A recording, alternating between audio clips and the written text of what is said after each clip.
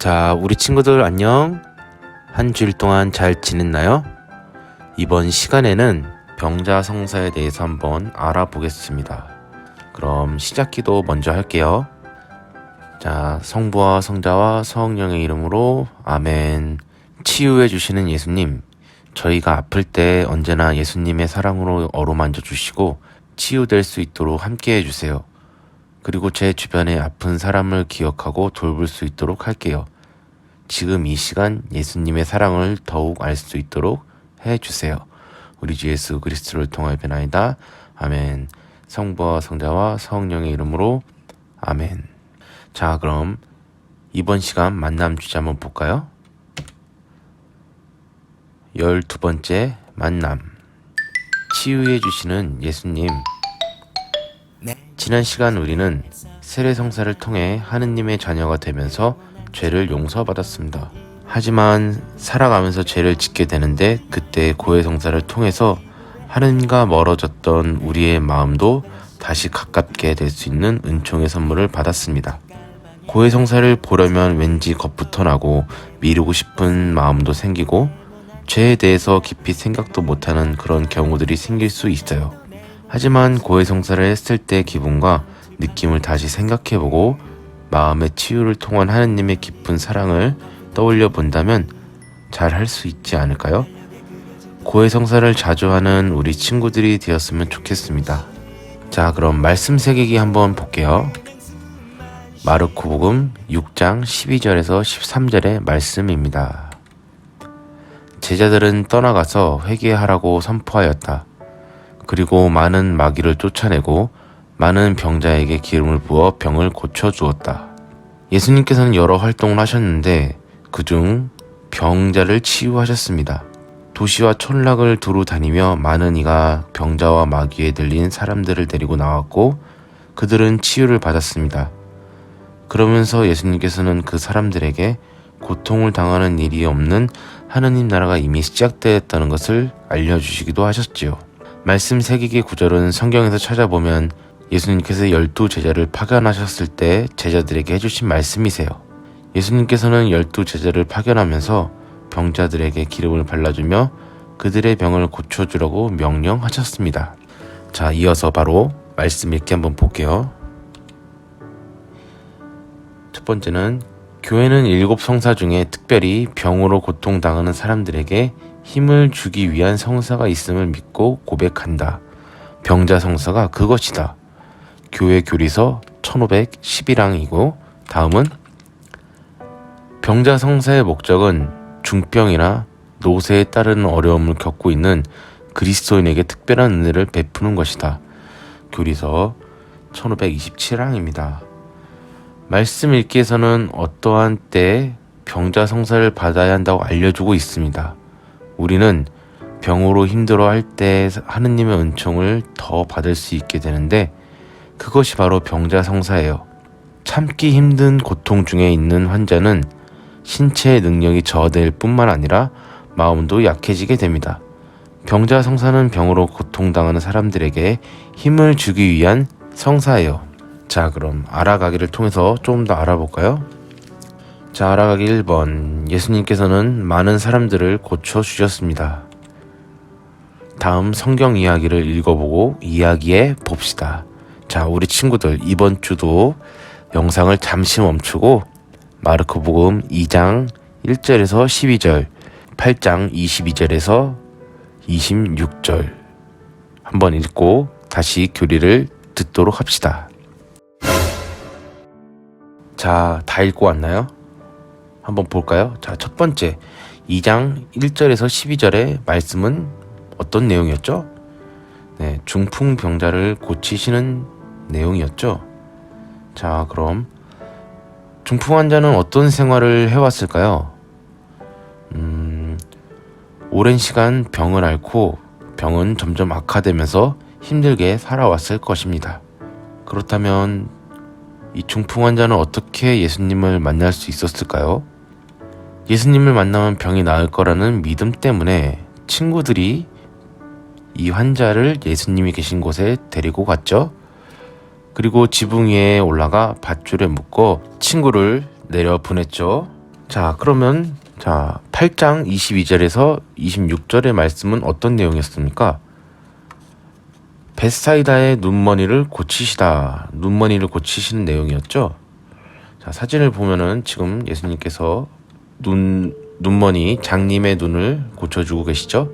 자, 그럼 예수님께서 눈머니를 치유하시는 과정을 순서대로 한번 이야기해 볼까요?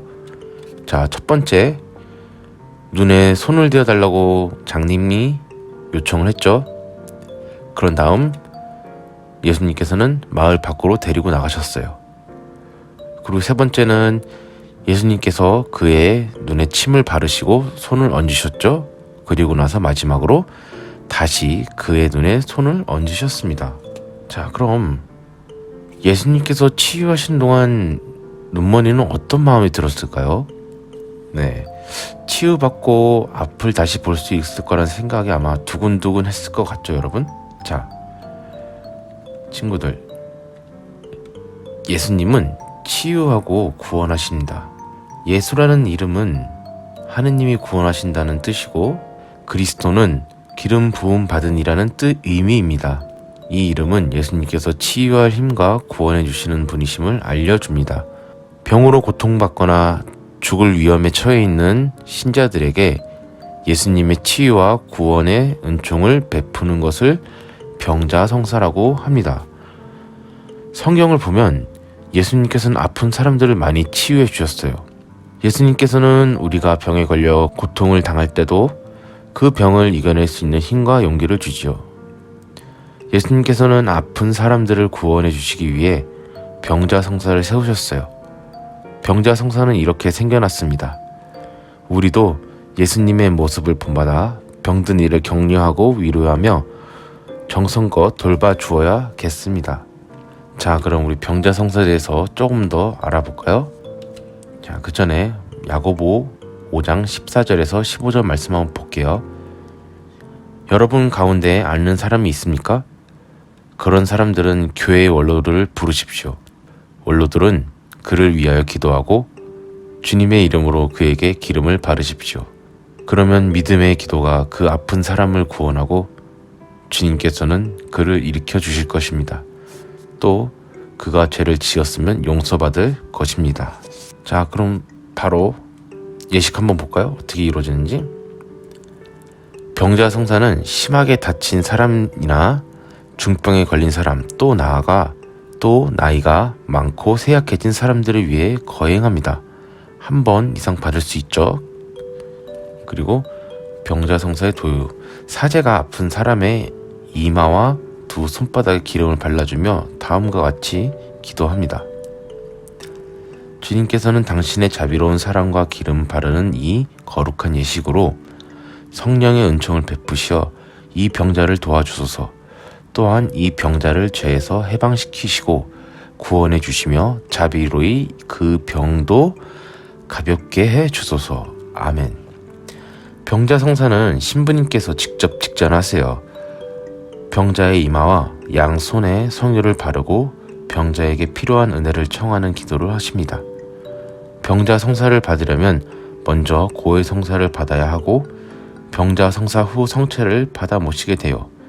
병자성사는 병에 걸렸을 경우 몇 번이고 받을 수 있으며 노안으로 기력이 쇠진해진 노인은 병세의 위험이 없더라도 받을 수 있습니다.